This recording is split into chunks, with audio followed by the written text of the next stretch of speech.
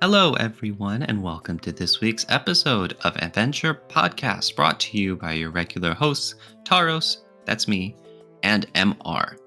This week, we are going to dive into the wild and weird world of monster girls. Everything about them and the titles they're involved in. It's some of our favorites as well. But first, we are joined here today, again, by a special guest, a returning guest named Adze. So, I'll leave the introduction to you, Adze. Tell us all about yourself. Hey, yeah, thanks for having me on once again. It's always a pleasure being here. As Toros just said, I am Adze, and I am a video essayist. I do a lot of reviews, critiques, analyses of video games and visual novels. Thank you. And yes, we're always happy to have you here again as well. Specifically about Monster Girls. So, the obvious question here is that to anyone who isn't familiar, MR, what would you say about Monster Girl VNs? What makes a Monster Girl VN? I would define such a title is exploring the idea, what if and how would world adapt if demi-humans were a part of life. That's like the basic premise. Now, for the Monster Girl specifically, I feel like, just like with Western fantasy can find its roots in Tolkien stories and Tolkien version, I feel like all Monster Girls VNs take at least inspiration, if not are related to Monster Girl Encyclopedia created by Ken Cross. Like, he was probably the first to establish what the entire concept was. How could a Monster Girl world look like?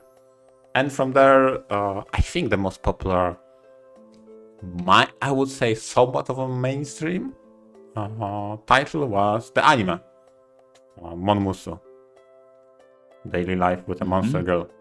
And from there, I think it popularized into all the different media.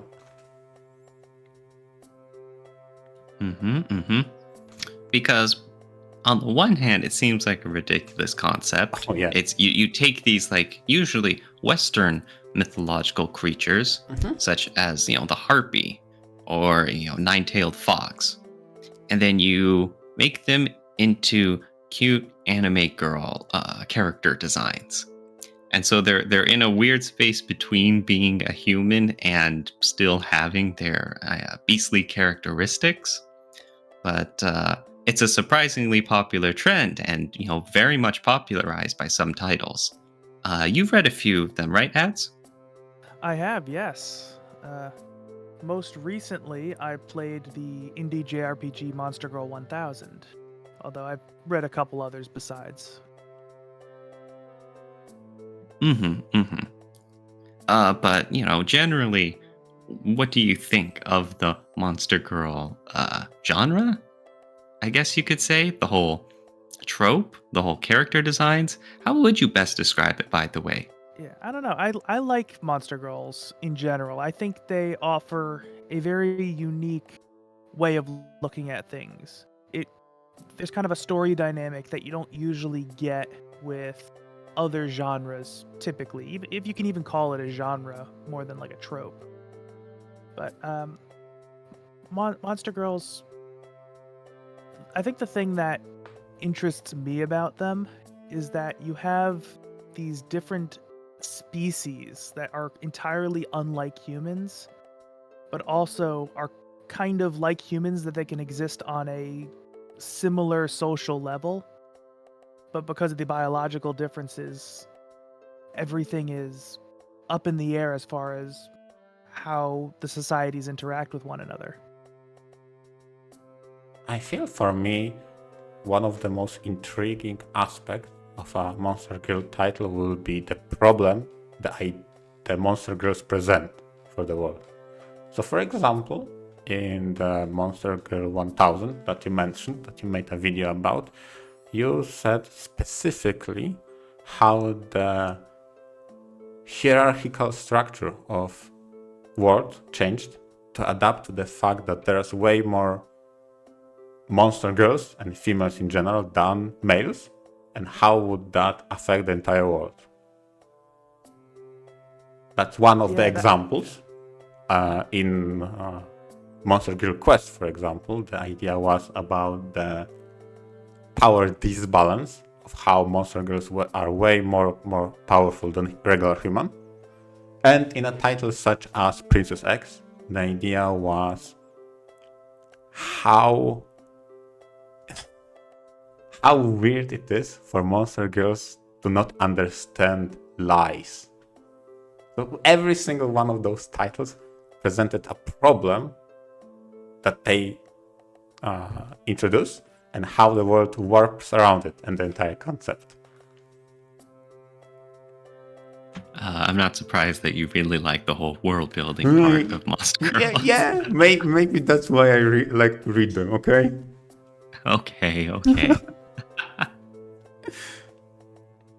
Yeah, and on that note, I would like to also put some limitation, and I would like to know your guys' opinion. Do you consider elves to be in that category? I mean, a hard one. that raises a good question, because when you say elves, it's like you probably mean like the fantasy medieval types where it's a whole bunch of humans and then the elf species. Yeah. Where, elves usually just show up by themselves alongside magic and swords and whatever. I feel like to be a Monster Girl VN, or any work in general, the whole point is to have a variety of different species. Just having like one kind is, technically I think that works, but I don't think that's what most people expect when you have something like that, right?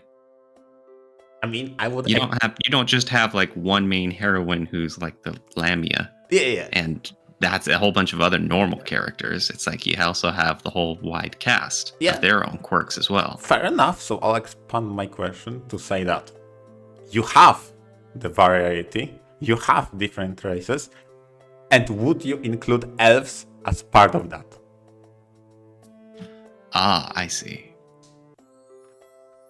I think elves fit in with Monster Girls, but elves on their own don't really count as Monster Girls. It might be because they have such close ties with the Tolkien type fantasy, the high fantasy that we are used to, that Monster Girl, when you hear that term, to me at least, it invokes something different. Something more unusual. Yes. And in a way, maybe more wild and bizarre.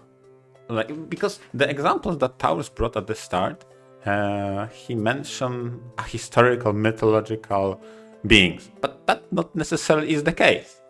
Oftentimes we see cowgirls, for example, or insects such as bees turned into monster girls. It doesn't have to be mythological. It can be very mundane. Yeah, I have noticed that one style of Monster Girl ends up being a demi-human that's essentially human mixed with pick an animal. Yeah. Haha. Yeah, and I would. And oh yeah, go ahead. Yeah, and I would say this is the most classical definition of monster girl: is pick an animal, mix it with girl, monster girl. Yeah, but there also seems to be some similarities between most Monster Girl titles that don't fit in with that, like Slime Girls or True. Things like that. True. That's true, because instinctively I would definitely categorize them as Monster Girl, even though they don't have the base animal, let's call it. Huh. Okay. This is very interesting way to define the boundaries, because on the other hand, then where the succubi lie, because they are again from traditional, let's call it, fantasy. They don't necessarily have the base form, as it were, but I would say they fit the role pretty neatly, or at the very least, way better than elves in my opinion. Mm-hmm. And I was going to I- say, for elves, it's like usually the only thing different with them is they have pointy ears. Yeah, I will say succubi can fit either into Monster Girl or into the kind of supernatural realm, Yeah, since they're often demons rather than exactly. just like a different species. Yeah. Yeah, so with all that said, Mhm. I think the definition of VN that goes for the monster girl is to have some sort of variety of races instead of focusing on few or one. So that, in my opinion, titles such as Nekopara or Karakara does not really fit into that definition. Yeah, I'd say I agree with that. Okay. Yeah, but Well, but there are still many questions of, for example, given that setup and that word, and in that word, if the robotic monster girls exist, do they fit the definition? robotic. Oh man, now we're getting into sci-fi. Yeah, but this is very common, surprisingly enough. Really? I Yeah. don't know. I feel like that goes way more into the sci-fi stuff, and monster girls are very much a fantasy trope. I'll say I'll allow it if there's other like real monster girls involved. Yeah, I feel like this is on the edge of me classifying as a yes, although with many question marks attached. And exactly like as you mentioned, if it would be only about monster girls, it's like it kind of loses the spirit and idea of that.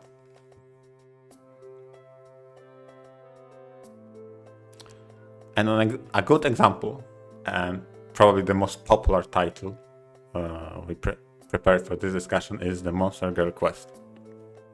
This is definitely inspired by Monster Girl Encyclopedia by Ken Cross, and it's a title about the journey of a poor peasant boy how to become a hero. And it's sort of adventure of clashing ideas, because against all odds he tries to preserve his pacifist view and tries to preach about coexistence between humans and monsters in a world that displays the power disbalance of how much more powerful monsters are compared to humans. And humans live in constant fear of that. There's many more arcs that delve deep into that theme. One of which is absolutely my favorite. I don't know if you remember it. It was about the conquerors between two warring factions of monsters. Plants. I very, very vaguely remember it because it's probably been about 7 years since I played it. Oh man, I know what that's like. Yeah, then there is something that is often neglected or not very well explored, how those monster races interact with each other. And it just so happened that they explored that idea between plants and insects that were very much close to each other in the ecosystem. They had a war going on between those tribes, and the hero came for help. So the lessons learned there was one tribe was winning, was dominating, the other was in dire need of help. And through the actions of a hero, he came in with good intentions and he left that land barren and devastated because they could not agree on anything. Oh dear. That does seem like a pretty common story trope. I see things like that a lot. Yes. And how well does that tie in with the whole Monster Girl aspect? Like, this couldn't have been done with any other story or cast? Well, I mean, you can always kind of have the idea of these two groups of beings, whether they're humans, monsters, or anything in between. Yeah. that have been warring for as long as they can remember. And the hero or some outsider comes in and tries to fix everything and fails horribly. Yep. I feel like that's a pretty primal type of story that you can get away with a lot of settings doing that. So I think Monster Girls, or Monsters in general, does offer a good excuse to explore that type of idea. Okay. I do know that, I haven't read Monster Girl Quest, or I'll be honest with you now, I haven't read any Monster Girl titles, so I won't have too much to contribute in these discussions. But I am aware that it has a surprisingly great story for all the people who are just initially interested in the series because of, the sex appeal or whatever.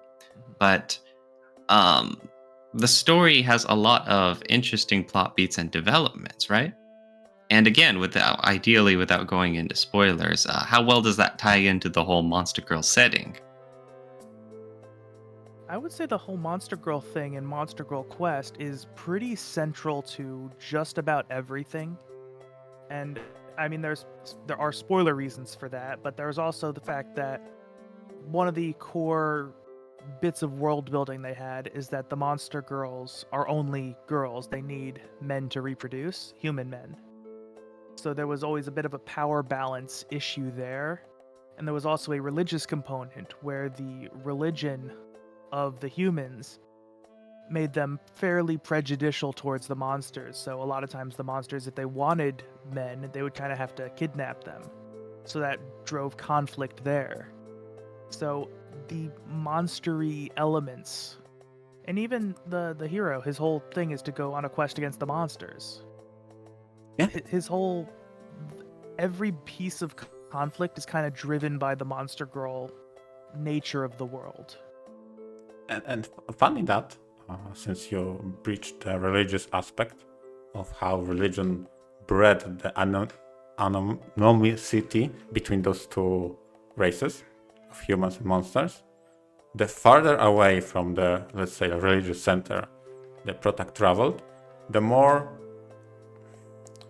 he encounters those cities that tried the coexistence.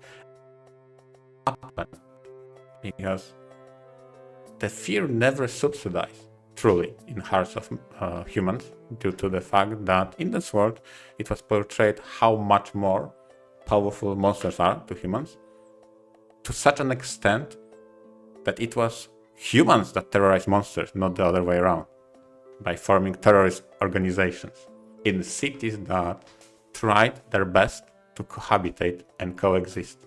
It's like very, very interesting read. Yeah, I mean, I went into that back in the day. This was before I even knew what a visual novel was. But I played that, expecting pretty much what you would normally expect from a Monster Girl title like that. And then I did end up kind of getting floored by, I'm like, oh, this is actually good. The world is interesting. The characters are great. And I'm actually invested in this story. Yeah, and every time you interacted with kings and some noble representative of a certain town or province, you get a glimpse of how they managed to live through the years and how they approach the entire dynamic. Some try to incorporate, some shy away from monster whatsoever, and rely on the religious aspect to keep people in check. Those are different takes on the same problem. How to coexist with such a powerful entities surrounding it. Yeah, and it was also impacted by which Monster Girl communities they were living near. Exactly. Because the different Monster Girls had different biological things informing their actions. Like, I know there was one scene where the main character stumbles into I think it was a spider girl. Yep. And the spider didn't seem to even be sentient. It was just acting completely on instinct. Exactly. Compared to something else, like the mermaids, who were more or less just people with tails. Yep, exactly. Yeah, and to expand on that, even in the mermaids, they were divided into two groups. loyalists, let's call it, that were loyal to the crown and whatever the Queen of Mermaids said went, and the ones that said no, we oppose that, and they went on living with the humans, whereas the loyalists resented humans deeply due to the fact what happened to her in the past and the grudge she had. Yeah, I have noticed that themes of prejudice tend to be very common in Monster Girl titles. Yeah. Because that just seems like there's these stark biological differences between these two groups of sentient beings. So it makes sense that there would be some lingering animosity there. Yeah, but I specifically named out that part of the story because this is some of very hard to sell concept of how the next generation of whatever race you craft in fantasy was influenced by the tragedy of the past that their parents, and they were pretty much by their birth taught to hate other race, and they never suffered anything bad from humans, not really, but they had it ingrained in their culture to hate others, and that felt like a powerful message to me. Okay, the queen had reasons. Okay, her generation had reason. They were wrong. I get that. Fine. But their offspring did not. Their daughters did not. And that story beat hit me quite strongly. Like, damn, that title explored how would the next generation look like when, from the day they born, learn to always resent humans from the sins of the past. Huh. Yeah, and then they also used a writing trope, I feel, to reinforce that pretty effectively, which I like seeing this, so it always kind of makes me a little tingly when I see it. It's, these group of beings, in this case the monsters, they start out as pure antagonists. You are from the perspective of the main character. They attack, and they look like they're going to do all these awful things. You fight them back, and then you start to learn a little bit more about them. And even if you can't agree with what they're doing, you start to sympathize with them. Yep. And then just the more you do it, the more you see what they're all about. And Monster Girl Quest did that a ton. True. And especially difficult is how they try to teach a protagonist a lesson. He had a very naive way of thinking, very idealistically. Yeah, let's live together in harmony, in peace, not hurt each other. But then the title throws a curveball at you because you meet a carnivorous, a type of monster that had to eat human meat to survive, and such a idealist. How can you ask them to stop? Does that constitute ordering them to die and starve? Yeah, there were a lot of moral conflicts that were in that, and part of it was also the main character's own mentality was a little bit contradictory to himself, because on the one hand he was a nice person who didn't want to fight unless he had to, but he was also a religious zealot and thought lesser of any of the monster girls he came across for, I'd say, probably the first act of the story. Oh yeah, definitely. But then and then there were definitely those instances where they would run into, like earlier I mentioned when they ran into the spider girl. The context of that was the spider girl was trying to eat, I think it was a kitsune. Yes. But I'm not sure about that. Yeah. And the question, and Alice, who was basically the companion who was saying, I'm not going to intervene in anything, said, look, this is what this creature needs to do to survive. Is it your place to tell them no? And if you fight her off, she's just going to do it to someone else. So there was the question there, is like, what moral stance can you take there? Yep, exactly. And throughout those experiences, he became, in a way, jaded to his own ideas, but maybe more refined in his pursuit what the true coexistence could even look like. That's surprisingly heavy stuff. It is specifically. It's good. I might take a read myself. I would recommend it. It's good. It is such a hard sell because of how much presence the Nuki aspects have in this VN, but the deep lore, the way they explore concepts, I still feel it's worth it. I mean, I also feel like you could kind of sell it to somebody who's not interested in the more degenerate aspects of it, because most of the H scenes, like aside from like a half dozen or so, really, they only happen when you lose. They're True. like game over states. Yep. So you could skip That most whole of them if you want to. side of Arrow, okay. Yeah. Yeah. Yeah. Okay. On Yeah, there was definitely some fetish stuff going on there.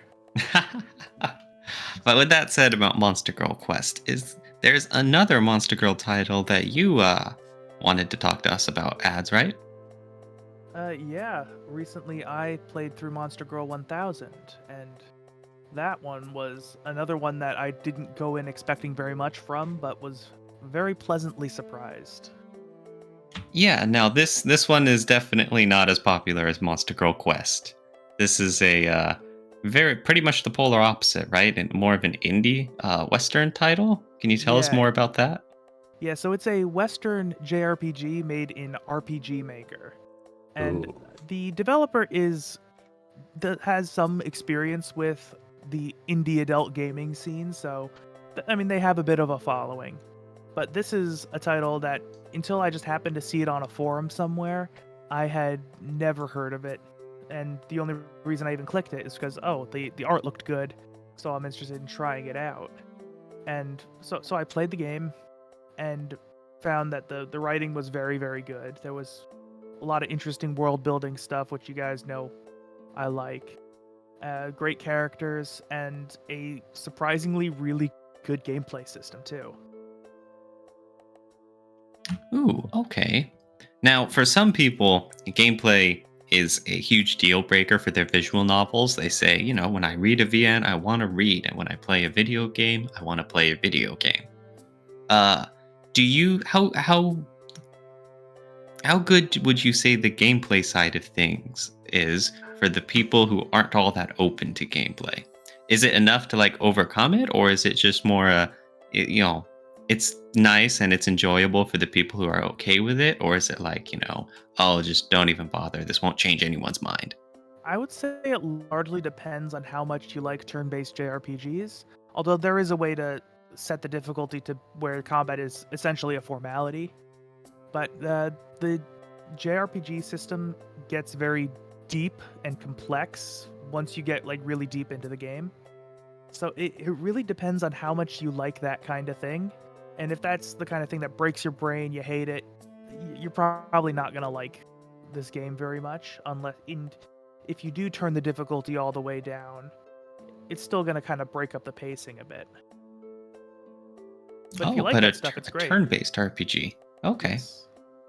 And so I'm assuming it's the sort where you like Pokemon, where you collect the monster girls and they fight for you. Actually, no. The monster girls are all just side characters, essentially. Once in a while, one of them will join your party for a battle or two, more as a gimmick than anything. But no, there is like a collection aspect, but it's you collect their blessing, where those act as equipable accessories that give you stat bonuses and passive effects. Ah, okay. But so it's more like the main character in a JRPG, with the swords and the magic fighting himself?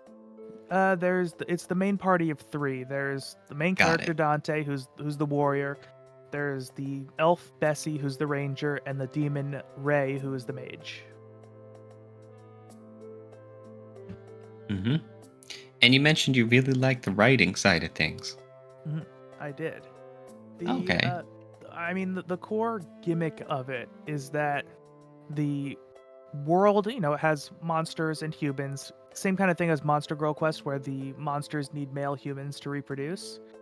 But everyone kind of mostly got along there. Obviously, there's outlaws and stuff like that, but for like hundreds of years, the ratio of male to female babies had been slowly and steadily declining. So men at this point were not rare, but a lot less common. And it's starting to cause like societal issues, like remote communities are having population crises. And a big part of the world building, at least early on, is how do each of these different communities and societies adapt to the fact that, oh no, there's like a significantly fewer number of men than you would expect. How are we going to stay alive?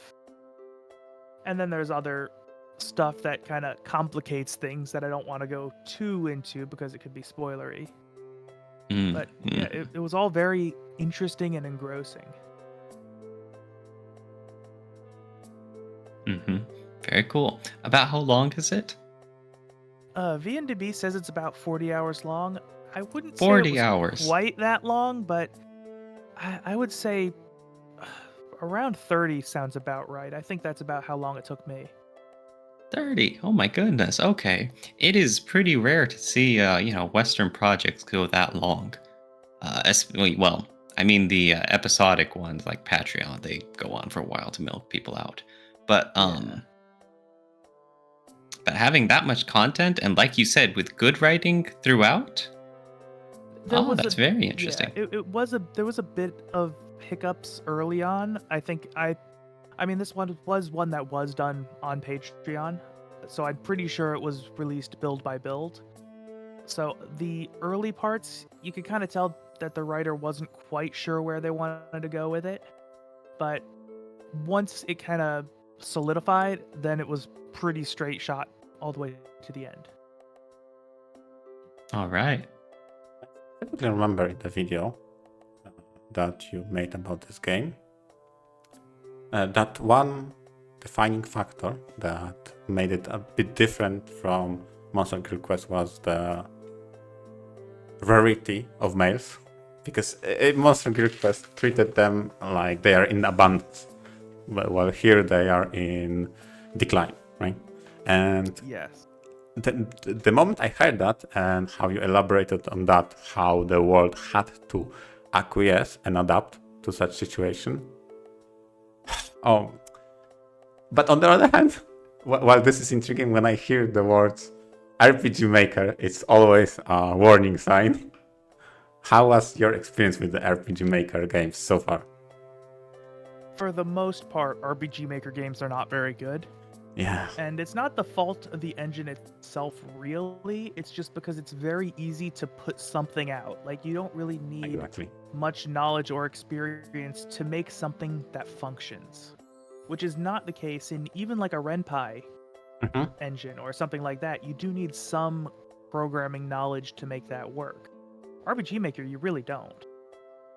So a lot of people will just push out whatever they can, and oftentimes without any experience, what they can push out is not very good. But there are definitely gems you can find now and then. I often plus the important part is just people are getting experience. As much as we'd prefer it, not every project can be credible. A 10 out of 10. Yeah. I wish. Yeah, sure, but it just when it comes to RPG Maker, I'm always scared. Even if a good VM, but it will be supplemented with afterthought gameplay that is basically provided by the RPG Maker unchanged. And I remember specifically mentioning in the video how deeply the gameplay goes, meaning they put a care and attention to it. Yeah, I mean, the big part of the JRPG gameplay of Monster Girl 1000 is that passive effects, status effects, buffs, debuffs, that played a really massive part in how different battles would play out. So, I mean, in the beginning, it's pretty simple. Like you can just get by with attacks and damage dealing abilities and all that, but eventually you start fighting enemies that'll do weird things. or we'll have enemies that buff each other, or where you have to target certain enemies, you have to adapt to certain attacks, you have to null certain elements coming in at you. And once you get these dozens and dozens of things all intersecting, there becomes a lot more strategic depth. And then there's build variety, where you can swap out your equipment to get different passive effects that a lot of them are very, very weird. So it does get very satisfying towards the end. I see. Now, I have Ooh, okay. another very important question for those. Might have to be the last question. Yeah, but for those interested in this topic, how much is in 1000? Because I played Monster Guild Quest, I saw the encyclopedia that has 10 pages, 30 entries each, if not more. How much of variety we're talking about? Is it 1000 titularly? It is not literally 1,000. Oh, But they do their best to simulate it. There's a good few dozen characters there, most of which have H scenes. Mm-hmm. Okay. All right. Is there any closing notes you want to say about Monster Girl 1000? Any last persuasiveness to convince everyone to give it a shot?